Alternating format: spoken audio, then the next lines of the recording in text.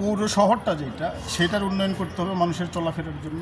রাস্তাঘাটের বিশেষ করে উন্নয়নটা বেশি জরুরি। এছাড়া বগুড়া আমাদের কোনো শিক্ষা প্রতিষ্ঠান ভালো নেই। একটা জিয়াউর রহমান মেডিকেল কলেজ আছে, শহীদ জিয়াউর রহমান মেডিকেল কলেজ, এইটাকে বিশ্ববিদ্যালয়ে রূপান্তরিত যদি করা যায় আমাদের জন্য ভালো হয়।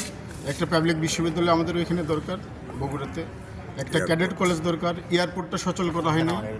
আওয়ামী লীগ গত 17 বছর আমাদের এয়ারপোর্টটা পর্যন্ত সচল করে নেয়, যেটা খুবই লাভজনক ছিল, ব্যবসা বান্ধব ছিল। আর বগুড়া একটি ইপিজেড আমাদের অবশ্যই দরকার। হ্যাঁ, ব্যবসার এটা আপনারা জানেন, বগুড়া হচ্ছে উত্তর অঞ্চলের প্রবেশদ্বার, উত্তর অঞ্চলের রাজধানী বলে আপনারা জানেন। তো এই রাজধানীটা উন্নয়ন বঞ্চিত ছিল।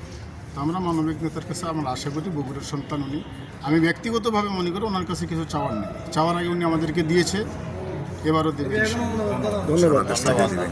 এবং সারা দেশটাকেই উনি দেবেন। ঢেলে সাজাবে ইনশাআল্লাহ।